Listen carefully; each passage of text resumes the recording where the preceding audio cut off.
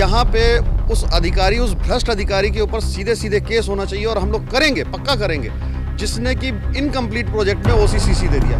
हमने तो उस ओसीसीसी को देख के यहाँ पे पोजीशन लिया। हम लोग फुटबॉल बने हुए हैं। जीनीडा कहता है रेरा के पास जाओ, रेरा के अधिकार क्षेत्र में आता है। रेरा कहता है कि जब जीनीडा के पास जाओ, आपको जो आप मांग रहे हैं एकदम सही है, बिल्कुल मिलना चाहिए। अरे भाई मिलना चाहिए तो कब मिलेगा? हमारी मौत के बाद? केवल उनका फूट डालो, राज करो, ये सब चल रहा है और 700 घरों की जिंदगी, 700 परिवारों की जिंदगी नरक हो रही है। रिस्पॉन्स दे के राजी नहीं। हर आदमी बिल्डर की बात कर रहा है। अथॉरिटी में जाओ तो वो बिल्डर की बात कर रहे हैं।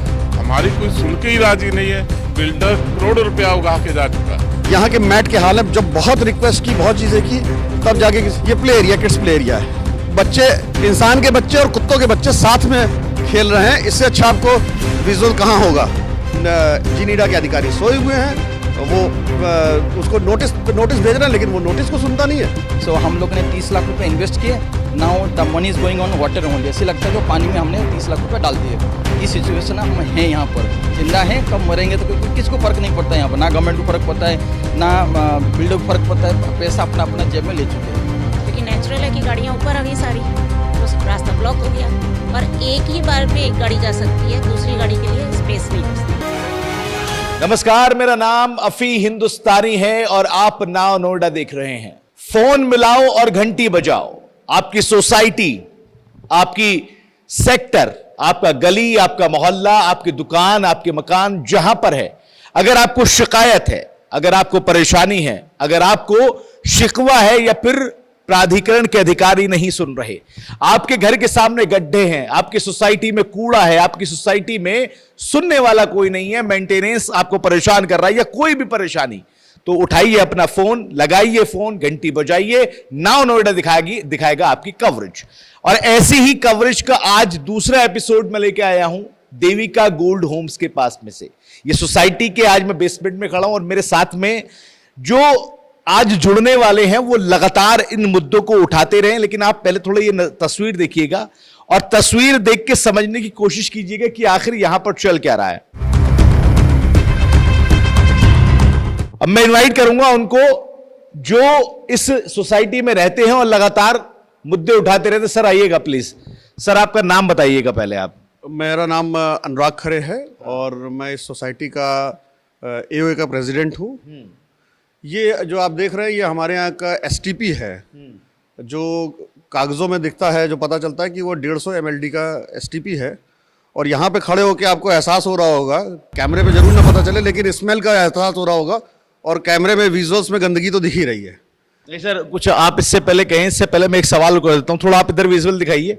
सवाल ये कि आपने आपको इंट्रोड्यूस किया कि आप प्रेसिडेंट हैं, लेकिन आपके अंडर में यह काम नहीं चल रहा है। नहीं, ये सोसाइटी अभी भी बिल्डर के अंडर में है। हाँ। एओए के इलेक्शन जो है वो अप्रैल के महीने में हुए थे। उसके बाद पहली एओए थी तो हम लोगों ने उसका रजिस्ट्रेशन कराया। रजिस्ट्रेशन में बिल्डर के ऑब्जेक्शन और कई सारी फॉर्मेलिटीज के कारण जो है अक्टूबर महीने में 3 अक्टूबर को हमको जो है सर्टिफिकेट मिला।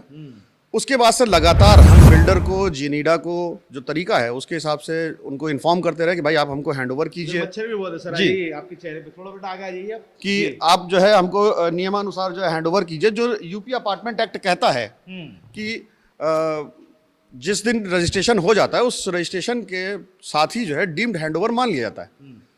बट बिल्डर के इस समय की स्थिति है कि ना खुद काम करेंगे और ना हम जो है जो चुनी हुई यहाँ के प्रतिनिधि हैं, जो एओ की टीम है, उनको करने देंगे।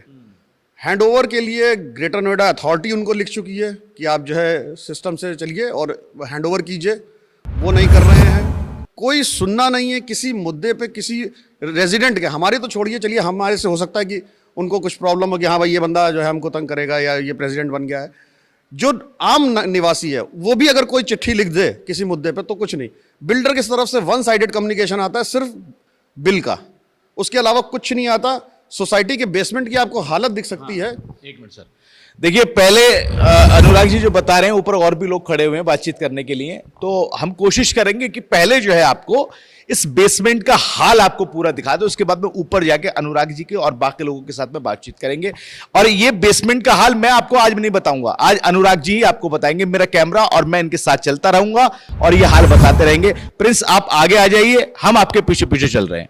अब बताइए सर कहाँ जाना है, आप माइक लीजिए और बताइए कहाँ कहाँ जाना है, क्या ये हमारी सोसाइटी का बेसमेंट है। हाँ। और बेसमेंट की कंडीशन आप देख सकते हैं कि कहीं पे भी मार्किंग नहीं है, पूरा धूल और मिट्टी से भरा हुआ है। हाँ। कोविड के दौरान हम निवासियों ने ही, जब पूरी बिल्डिंग की बिल्डर की टीम यहाँ से भाग गई, उसके बाद हम लोगों ने इसमें प्रयास करके कुछ सफाई की। निवासियों के कई ग्रुप्स, अलग अलग ग्रुप्स जो है समय समय पर जब उनको लगता है कि हाँ बहुत ज़्यादा अति हो गई है तो कंप्लेन भी करते हैं और उसके बाद जो है अधिकारियों से जो है संपर्क करके कराने की कोशिश भी करते हैं। अब मैं आपको दिखाता हूँ यहाँ का जो कूड़ा घर है। कूड़ा घर क्या है कि ओपन कूड़ा घर पड़ा है, इसमें ना तो इन्होंने दरवाज़ा लगाया हुआ है और इस तरीके से हफ्तों महीनों कूड़ा पड़ा रहता है। उसके बाद जो है एक बार जब बहुत तंग हो जाते हैं, मक्खियाँ भिनभिनाती हैं, तब उनको बोलते हैं कि हाँ भाई जाइए और इसको जो है साफ करवाइए, तब जाके बहुत मुश्किल से इसकी सफाई होती है, यहाँ से जो है कूड़ा हटता है।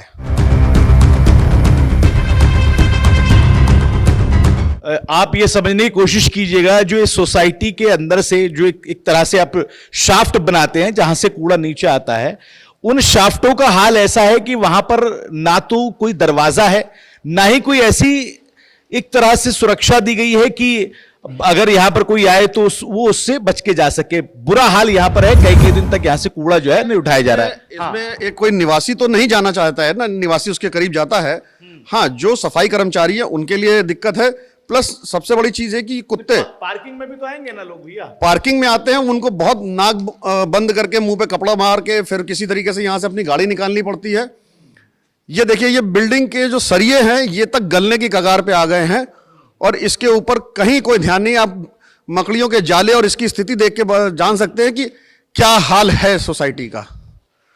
मेंटेनेंस, बिल्डर को सिर्फ मेंटेनेंस चाहिए, मेंटेनेंस यहाँ के निवासी देने को तैयार रहते हैं, लेकिन वो काम करके राजी नहीं है। कई बार कई लोगों ने मेंटेनेंस दिए, उसके बाद वो नहीं काम करता तो फिर पीछे हट जाते हैं। अब ये देखिए कि इस समय जो है एक व्यक्ति जो है सफाई कर्मचारी उसमें से कूड़े को सॉर्ट कर रहा है, उसकी स्थिति देख लीजिए। कैमरामैन आप उतना आगे मत जाएं, बहुत मक्खियां हैं, दिक्कत हो सकती है।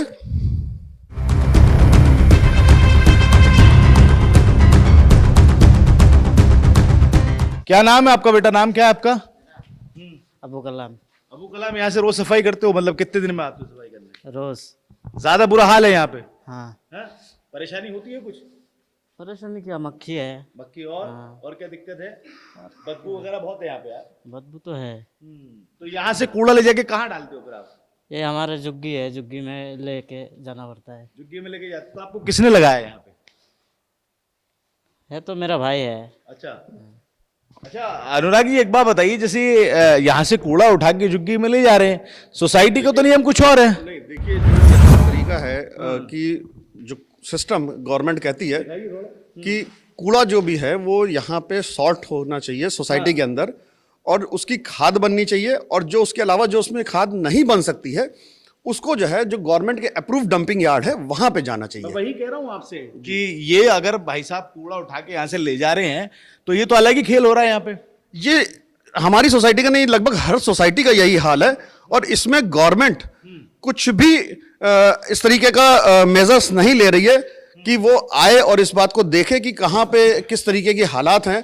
प्राइवेट इस तरीके के लोगों को लगा के और कूड़ा उठाया जाता है और वो कूड़े को कहाँ जाके डंप करते हैं, कहाँ उसको शॉर्ट करते हैं, कुछ पता नहीं है। अब ये देखिए जो इसका बेसमेंट है ये पूरा कई जगह तो पेंट ही नहीं हुआ है और पाइपलाइंस जो होती हैं वो बस चल रही हैं। अच्छा, पार्किंग का जो एक पार्किंग जो अलॉट करते हैं यानी जगह जो होती है उसका क्या सीन है यहाँ पे? जो हमारे पास जानकारी है हमने निकाली है उसके हिसाब से यहाँ पे फ्लैट्स ज़्यादा हैं, बिल्डिंग ने पार्किंग जो है ज़्यादा बेच दी है उसके तुलना में, इसलिए जो है वो भी इसमें हाथ नहीं डालने को तैयार है क्योंकि पार्किंग की जो मार्किंग है वो होना बहुत ज़रूरी थी। वो पार्किंग की जो आज तक मार्किंग जो है वो प्रॉपरली नहीं हो पाई है। मैं जिस शाफ्ट की बात कर रहा था यहां पर थोड़ा सा आपको दिखाने की कोशिश करूंगा, जरा ऊपर दिखाइए, वो आपको शाफ्ट दिखाई दे रही होगी उधर। यहां से कूड़ा या करकट ये जो भी है वो यहां पर जो है डाला जाता है, यानी ऊपर शाफ्ट से डाल दिया, वो नीचे यहां पर आके डंप हो गया, गिर गया यहां पे। लेकिन यहां पर भी आप देखेंगे तो यहां पर भी दरवाजा आपको नजर एक लकड़ी का आ रहा होगा, वो भी फौरी तौर पर लगा हुआ है। और जैसे कि हमने पिछली बार बताया कि प्राइवेट लोग जो हैं वो यहां से कूड़े का निस्तारण जो है वो करते हुए आपको नजर आएंगे। ये जो शाफ्ट वाला सिस्टम है ये कई सोसाइटियों में यूज होता है। ये एक स्टैंडर्ड सिस्टम है कि अब जिस भी व्यक्ति को, जिस निवासी को जिस फ्लैट से चाहिए वो वहां से उस समय कूड़ा फेंक दे, उसको नीचे ना आना पड़े, और वो शाफ्ट में बेसमेंट में एक जगह जाके इकट्ठा होता है, उसके बाद वो टाइम टू टाइम उठता है। समस्या यहाँ पे ये है कि वो टाइम टू टाइम जो है वो इतना लंबा टाइम हो जाता है कि कई बार हफ्तों पड़ा सड़ता रहता है, इसलिए यहाँ पे दिक्कतें हैं। अगर ये डेली का डेली पूरा जीरो कर दिया जाए तो वो कोई समस्या ही नहीं रहेगी, ना इतनी मक्खियां होंगी, ना इतना गंदगी होगी, ना इतनी स्मेल होगी। तो देखिए बेसमेंट का हाल तो हम आपको दिखा रहे हैं लगातार, और ये जो आप नीचे अपने जो है एक तरह से जालियां देख रहे होंगे, ये अनुराग जी का कहना है कि कुछ दिन पहले सोसाइटी वालों ने ही मिलके और कह सुन के इनको ठीक कराया, वरना ये भी उबड़ खाबड़ पड़ी हुई थी। अब जरा ऊपर की तरफ चलते हैं, कुछ और यहां पर देखने का जैसे आपको दिखाई देगा तो हम दिखाते हैं। देखिए यहां पर भी एक तरह से वही नजर आएगा आपको, और यहां पर एक चीज आपको मैं इंटरेस्टिंग दिखाता हूं जो मैंने पिछले अपने प्रोग्राम में भी दिखाई थी। देखिए यहां से जीना जो है ये ऊपर की तरफ जा रहा है, अब अंदर की तरफ देखेंगे ये जीना जो है ऊपर की तरफ जा रहा है, और इधर जो है कूड़ा घर है। यानी अगर कोई अपनी गाड़ी को पार्क करके स्टेयर्स के माध्यम से ऊपर जाना चाहे तो उसको अच्छा खासी परेशानी। देखिए ये कूड़ा आपको गिरता हुआ दिखाई दे रहा होगा, शाफ्ट में से ये कूड़ा गिरा है, ये सिस्टम है, लेकिन यहां पे कूड़े का निस्तारण जल्द से जल्द नहीं किया जा रहा है।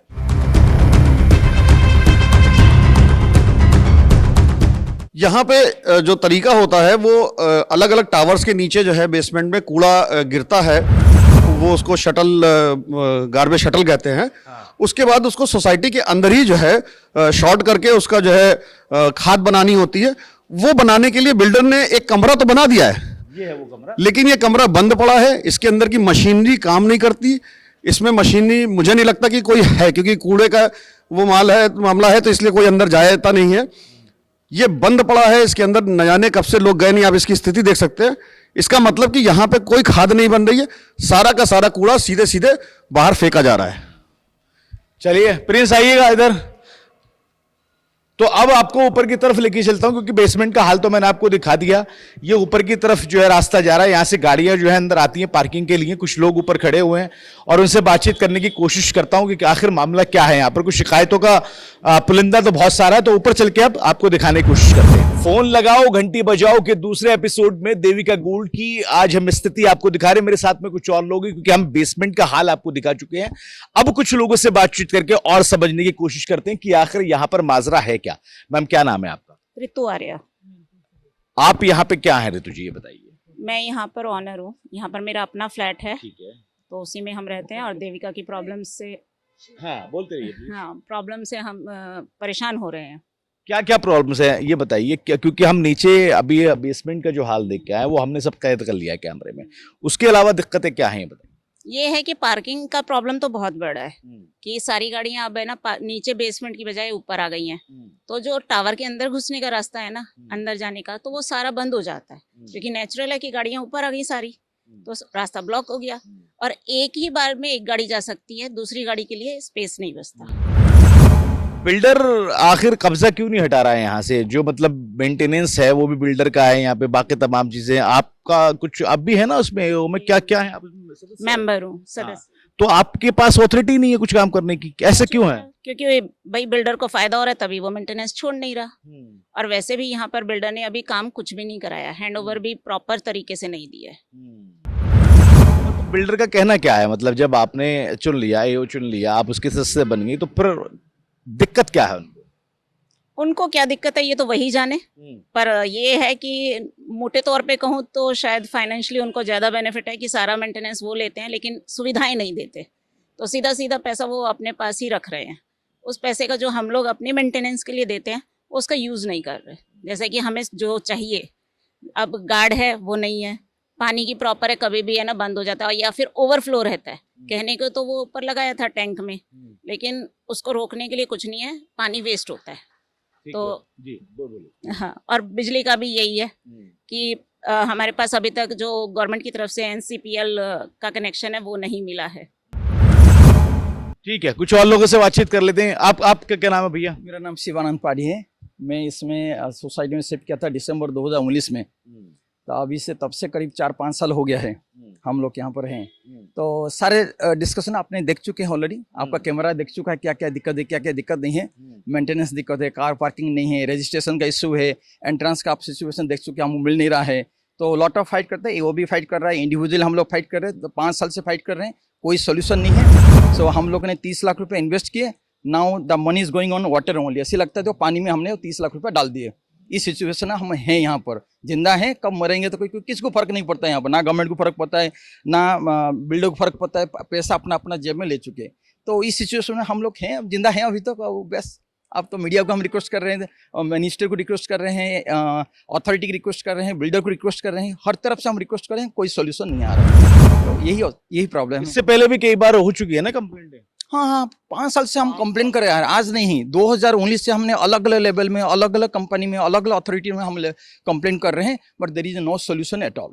देखिए एक और अंकल जी हमारे साथ। अंकल आपका नाम क्या है? नमस्कार, JR कंबोज, मैं vice president AOA Devika gold हूँ, जो अभी तक एक्टिव नहीं है। जो एक्टिव नहीं मैं है। इसलिए बार बार कोट कर रहा हूं क्योंकि यहाँ पर बड़ा सवाल यही है कि बनी हुई है लेकिन एक्टिव नहीं है। सर, एक्टिव को होने नहीं दिया जा रहा। बिल्डर बिल्कुल कुछ भी बात करने को तैयार नहीं है। पिछले 8 साल से मैं यहाँ हूँ ना, तो वो यहाँ आके राजी है। केवल उनका फूट डालो राज करो, ये सब चल रहा है। और 700 घरों की जिंदगी, 700 परिवारों की जिंदगी नरक हो रही है। कोई जवाब देने वाला नहीं है। हम पिछले 4 साल से तो कोर्ट कचहरियां कहाँ नहीं, कहाँ authority, RERA, civil court, high court, हर जगह पे। हाई कोर्ट में हालांकि हम थोड़ा सा रुक गए हैं, हर जगह पे हम लोग खड़े हुए, लेकिन कहीं से कोई रिस्पांस दे के राजी नहीं। हर आदमी बिल्डर की बात कर रहा है। अथॉरिटी में जाओ तो वो बिल्डर की बात कर रहे हैं, हमारी कोई सुन के ही राजी नहीं है। रास्ता है, मिलेगा। देखिए सामने आपके पेड़ लगा दिए इन्होंने, पहले पेड़ उखाड़ लिए थे इधर से सारे, लेकिन अब चंद दिन पहले रास्ते में हिंदुस्तान में पेड़ लग जाएंगे, ये मैंने सोचा नहीं। और अथॉरिटी बिल्कुल मौन है, बिल्कुल। हम अभी भी 4 दिन पहले भी CO साहब से मिल के आए, लेकिन उन आश्वासन तो सारे हैं, लेकिन प्रैक्टिकल ऑन ग्राउंड 0 लेवल पे हम लोग स्ट्रगल कर रहे हैं। हम लोगों का बहुत बुरा हाल है इस सोसाइटी में। आप देखिए कि पिछले 4-5 साल से मतलब बिल्डर करोड़ों रुपया उगा के जा चुका है, उसमें से भी 2 पैसे लगा के राजी नहीं है। ये हम लोगों ने इसकी वाइट वॉश कराया, अपने पैसे से कराया, इंडिविजुअल कलेक्शन करके इस टावर के लोगों से। बाकी आप इधर ध्यान दीजिए, सब गिरने को हो रहे हैं मकान, लेकिन किसी अथॉरिटी को ध्यान नहीं। पता नहीं कैसे OC सब हो रहा है, दे रहे हैं। क्लब का हाल देखिए, कूड़ा घर भी नहीं होता। स्विमिंग पूल आप दिखाओ, स्विमिंग पूल का ये हाल है कि उसमें शायद जानवर भी ना रह पाए, ये हाल है। पता नहीं कैसे हर जगह पे इनको NOC मिल जाता है, कैसे होता है। कोई सिस्टम नहीं है, कोई सिस्टम इसका अपडेट नहीं है। और हम पिछले 4 साल से कंटिन्यूसली सभी के पास है, अथॉरिटी, सिविल कोर्ट, रेरा, सभी अधिकारी। ऐसा कोई अधिकारी नहीं जिसको हम ना मिले हों, लेकिन no one is ready to hear. ये बात है जी। इसमें है क्या, ये जो निवासी हैं, ये पूरे ग्रेटर नोएडा की समस्या है। और हम लोगों की कुछ खास तौर पे हम लोग फुटबॉल बने हुए हैं। जीनीडा कहता है रेरा के पास जाओ, रेरा के अधिकार क्षेत्र में आता है। रेरा कहता है कि जब जीनीडा के पास जाओ, जब उनसे जाओ, कहते हैं नियम आपका बिल्कुल सही है, आपको जो आप मांग रहे हैं एकदम सही है, बिल्कुल मिलना चाहिए। अरे भाई, मिलना चाहिए तो कब मिलेगा? हमारी मौत के बाद? यहाँ पे उस अधिकारी, उस भ्रष्ट अधिकारी के ऊपर सीधे सीधे केस होना चाहिए। और हम लोग करेंगे, पक्का करेंगे, जिसने कि इनकम्प्लीट प्रोजेक्ट में OCCC दे दिया। हमने तो उस OCCC को देख के यहाँ पे पोजीशन लिया है कि बिल्डर ने पेमेंट जमा कर दी है, चलो भाई तभी OCCC मिली होगी। हम इसको OCCC के दम पे हमने कहा, बिल्डर ने हम लोगों को इंडिविजुअल भेजा है कि देखिए हमारे पास OC आ गई। हमने कहा चलो ठीक है भाई, हम शिफ्ट हो जाते हैं। जब शिफ्ट हो गए तो इसकी सोसाइटी की ये दुर्दशा दिख रही है। अनुराग जी जरा वो दिखाइएगा स्विमिंग पूल। और प्रिंस साहब थोड़ा आगे चलिए। ये जहां पे अब हम जाने की कोशिश कर रहे हैं ना, ये इनका स्विमिंग पूल है और यहाँ पे क्लब हाउस है। क्लब हाउस और स्विमिंग पूल दोनों की हालत दयनीय बता रहे हैं। अब चल के देखते हैं, क्योंकि कैमरे के सामने जब आपको तस्वीरें दिखेंगी तो आप भी समझेंगे। रास्ता कहाँ है यहाँ का? ये जो आपको जिस रास्ते से मैं लेके जा रहा हूँ, ये टीन लगी है, ये दूसरे बिल्डर ने इसके ऊपर एक अनाधिकृत टाइप से कर रखा है और इन दोनों बिल्डरों ने मिलके यहाँ के बायर्स को लूटा है। अब ये देखिए, ये हमारे क्लब हाउस का मेन गेट है जो आपको थोड़ा सा आपके लेफ्ट साइड में पड़ेगा, ये लगभग बंद हो चुका है। और यहाँ पे दूसरी चीज ये है कि ये जो आपके बाएं ओर है, प्रिंस आप थोड़ा सा लेफ्ट टर्न करके दिखाएंगे, पैन लेफ्ट करेंगे, ये क्लब हाउस है। अब ये मेन डोर है, नहीं खुलेगा। अब ये जो क्लब हाउस है इसका तो मेन एंट्री बंद हो गई, हम साइड एंट्री से घुसने को मजबूर हैं, कोई फंक्शन हो सामान नहीं ले आ सकते। अब ये जो आपको दिख रहा है, ये आपके बाईं ओर प्रिंस आप आगे बढ़ के जाएंगे, यहाँ ये जो जगह है इसमें हमारी मशीनरी होनी चाहिए थी। अच्छा, स्विमिंग पूल की मशीन नहीं होनी चाहिए, ये सारी गायब है। जब ये गायब है तो कैसे हो गया? और ये स्विमिंग पूल पे जाने का रास्ता है। अब ये स्विमिंग पूल पे आप जाएंगे, कहीं पे भी मशीनरी नहीं है। आज तक बरसाती पानी के अलावा कभी हमने इसमें पानी भरते नहीं देखा। छठ पूजा, होली में थोड़ा बहुत पानी, बारिश में पानी आ जाए तो आ जाए, अदरवाइज यहाँ पे कभी पानी नहीं आया। इसकी सारी वायरिंग आज तक कभी इसमें कुछ भी नहीं हो पाया है। और ये इसके स्विमिंग पूल के हाल हैं। आप उधर देख सकते हैं कि जो किड्स प्ले एरिया है उसमें झूले टूटे पड़े हैं, शुरू से ही टूटे थे, ना उसमें मैट लगी थी ना कुछ है। इसका जो स्विमिंग पूल है इसके बहुत अच्छे नॉर्म्स होते हैं, सिस्टम से होता है, ना इसमें किसी के बच्चों के सिक्योरिटी के लिए कोई व्यवस्था है, और ना जो है जो इसकी रेलिंग्स हैं वो समय के साथ साथ चलते टूट गई हैं। अब आप इसकी अब आप ये देखिए कि यहाँ के मैट के हाल है। जब बहुत रिक्वेस्ट की, बहुत चीजें की, तब जाके ये play area, kids play area है। बच्चे, इंसान के बच्चे और कुत्तों के बच्चे साथ में खेल रहे हैं, इससे अच्छा आपको विजुअल कहाँ होगा।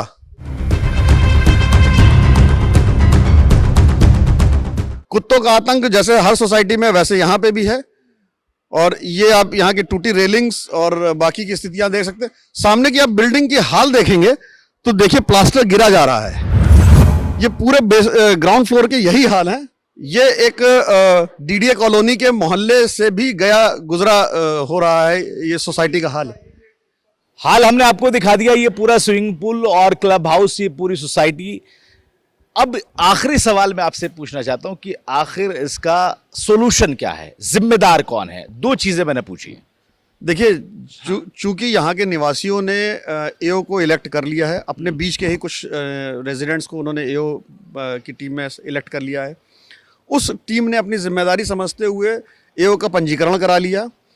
पंजीकरण कराने के बाद जो नियम कहता है कि एओ को हैंडओवर कर देनी चाहिए सोसाइटी, बिल्डर वो करके राजी नहीं है। निवासियों की उम्मीद हमसे भी है, साथ साथ हमारी मजबूरी भी समझ रहे हैं कि भाई आपके हाथ में कुछ नहीं है। लेकिन अब निवासी हैं, उनका गुस्सा हमारे ऊपर फूटता है कई बार। व्हाट्सएप ग्रुप पे या इंडिविजुअल भी लोग जो है आके हमको चार बातें बोल जाते हैं। मैं भी उनको बताता हूँ भाई आप बताइए, अगर या तो किस तरीके से काम किया जाए। अगर मैं इसमें इस रेलिंग को भी जो है रिपेयर कर दूं, बिल्डर बोलेगा भाई इसमें आपने ये कर दिया, मेरे ऊपर एफआईआर होगी। मैं भी तो अपने परिवार हूँ। वो कह देगा भाई आपने इसको रिपेयर किया, इसकी जो इलेक्ट्रिक नीचे गिरी है, इलेक्ट्रिक का ये हो गया वो हो गया। कुछ भी बहाने हो सकते हैं। यहाँ के लिफ्ट में इंटरकॉम्स नहीं है। अगर मैं इंटरकॉम मैं लगा सकता हूँ, हमारे पास फंड है, नहीं होगा लोग अपने देने को तैयार बैठे हुए हैं, क्योंकि जिसके परिवार के बच्चे फंसते हैं वो देने को तैयार बैठा। अगर मैं लगा दूं, कल को वो कह देगा लिफ्ट खराब कर दिया आपने, उसकी जिम्मेदारी कौन है? तो ये जब तक जो है पूरा हैंडओवर नहीं देता है तब तक ये करना मुश्किल हो जाता है। नियमानुसार हैंडओवर कर देना चाहिए। और सबसे बड़ी जिम्मेदारी इसमें प्राधिकरण की ये ज़मीन है, हम उसके एंड यूज़र हैं। प्राधिकरण को चाहिए कि इसमें जो इंटरवीन करे, और वही एक ऐसी बॉडी है जो इसको बिल्डर को आदेश करे कि भाई आप बाहर जाओ। ये निवासियों की जो कमेटी है जो एक्ट के अनुसार बनी है, नियम ये कहता है यूपी अपार्टमेंट एक्ट कि उसके हिसाब से उनको जो है आप हैंडओवर कीजिए। अब ये सोसाइटी को का जो कॉमन एरिया है वो निवासी चलाएंगे, लेकिन बिल्डर करने को तैयार नहीं है। जिनीडा के अधिकारी सोए हुए हैं, वो उसको नोटिस भेज रहे हैं, लेकिन वो नोटिस को सुनता नहीं है। देखिए, ये तमाम समस्याएं आपको यहां पर देखने को मिली। सोसाइटी में गंदगी, और एक और मुद्दा, जब मैं सोसाइटी के गेट से एंट्री किया तो वहां पर एक बहुत बड़ा जनरेटर रखा हुआ था। लोगों ने बताया कि वो जनरेटर भी किराए का है, और उसकी जो चिमनी बनाई हुई होती है वो चिमनी भी वहां पर मौजूद नहीं थी। यानी कि प्रदूषण विभाग का कई बार नोटिस मिलने के बाद में भी उस पर कार्रवाई नहीं हुई। नीचे बेसमेंट का हाल गंदगी का मैंने आपको दिखाया, स्विमिंग पूल का हाल मैंने आपको दिखाया, क्लब हाउस का हाल दिखाया, और बहुत सारी ऐसी समस्या हैं जो यहां पर निवासियों को परेशान कर रही है। बिल्डर यहां पर हैंडओवर देने को तैयार नहीं है और जो यहां लोग हैं वो लगातार परेशान हैं। अब देखना यह होगा कि प्राधिकरण अगर सोया हुआ है तो वो क्यों सोया हुआ है। अगर प्राधिकरण के हाथ में यह मामला है तो फिर इस पर कार्रवाई क्यों नहीं कर रहा, बिल्डर से आखिर कह क्यों नहीं रहा कि आप इनको हैंडओवर दे दीजिए। सवाल तो कई हैं लेकिन जवाब अभी तक नहीं मिल पाए, लेकिन शायद आपके इस एपिसोड के बाद में सवालों के जवाब हमें मिल जाएं, और अगर नहीं मिलेंगे तो लगातार हम आपके सवाल ऐसे ही पूछते रहेंगे। फिलहाल के लिए मुझे दीजिए इजाजत। नमस्कार, आदाब।